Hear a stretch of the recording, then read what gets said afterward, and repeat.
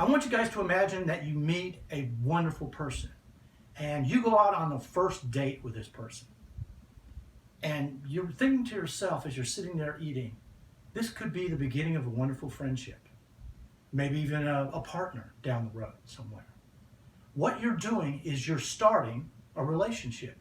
And in this particular chapter, the book talks about how that evolves, what the process is. And so today we're going to sort of explore what that means and how you can create positive relationships. Because as we all know, if you're going to be successful, whether it's in a dating relationship, if you're going to be happy, that happens in the context of another person. You have to find that happiness, we're all looking for that, in the relationship, in a connection, is another way to say it, with another person. So as I'm talking about this, I want you to be thinking about how that sort of evolves and how that might help you understand this process. It starts with an interaction. In other words, when you look at this video and watch it, then we're having an interaction, right? Now, if we were teaching face-to-face, that's what an interaction is. It's an exchange. So put that down someplace. It's an exchange of code, of nonverbal and verbal codes, where we're going back and forth. So in that date time, we're sitting across from each other, maybe sharing a meal. We're talking about our lives, getting to know each other, finding out if we have interests in common. That's what that first date's kind of like. Is there enough in common between us to keep us coming back? And that's where it starts. All relationships are just one continuous interaction. So let's look at the second thing here. Long-term versus short-term, okay? So let's say you go on that first date, and at the end of the first date, you shake hands, hug, whatever's. Now, it's been a long time since I dated, guys, so I don't know what all the rules are. But you say goodbye, and you walk away thinking, well, that was a really nice person, but not my kind of person that I want to be with forever. Or, on a more hopeful note, you go, I'm going to call that person back. I want to go out again. That person was interesting. It was exciting. I think we have a lot in common. I feel attracted toward her, or him, as the case may be. Okay, that's what we call, that second example is a long-term. So let's say that relationship evolves and you become life partners. Okay, so you're going to have a constant building of the relationship. The short term just ends. You don't call them back. They don't call you back, maybe. And so there's just a short interaction. You meet somebody maybe at a party. You meet, some friends or something. It's very casual. It's just a one-time thing. You don't see them again. We want to focus on the long term. How to create long-term positive relationships, whether it's in dating or in the office or in other parts of your life. So let's talk about some of the outcomes. And what I mean by that is, how does this generate? How does it happen? Sometimes it's circumstance, just luck.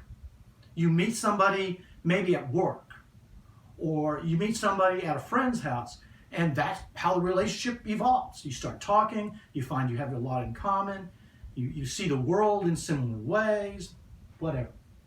Maybe you meet them at work, and that's where you connect with them.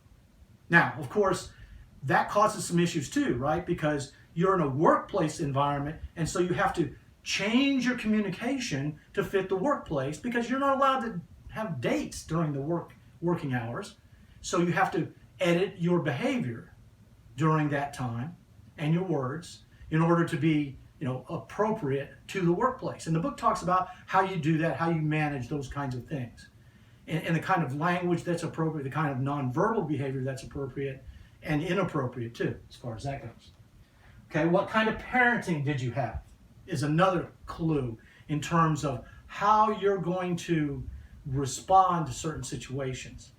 Because the way they treated you will be the way your parents treated you, will be likely how you treat others. Because you'll fall into those same patterns that you were given as a child. You can't help it. It's part of the process. I remember asking my dad all the time, why do we have to do that? He said, because I said so. And I remember thinking when I became a dad, I'm not going to do that to my kids. I'm going to stop and say, here's why. Because I want to be respectful of them as people.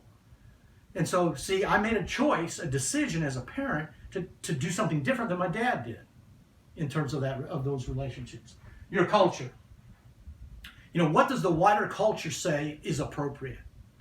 What's acceptable, what's not acceptable, and so forth. And so you're going to have to adjust that communication. Now, for instance, once you leave the workplace and you go on an official date with someone, well then, hey, there's different rules there because you're not confined by the work expectations. That's all that culture really is expectation.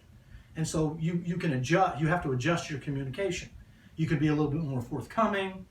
You can be a little bit more overt, perhaps, in your nonverbal behavior. You can hold hands. You can look deep into each other's eyes and feel the love. Okay? Relationship success. And what does that come from? Well, it comes from understanding this process.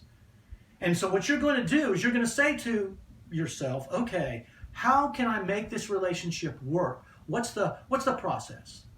And the more successful you are, the greater your chances are for happiness. Whether it's happiness in the workplace or in your relationships with other people of an intimate nature, or whether it's some other kind of relationship. And so what I want you to really focus in on is understanding these dynamics and the stages that we go through in these kinds of relationships in order to produce the best relationships. Remember, we don't find success alone. We have to count on other people. And building relationships is a key element in that process.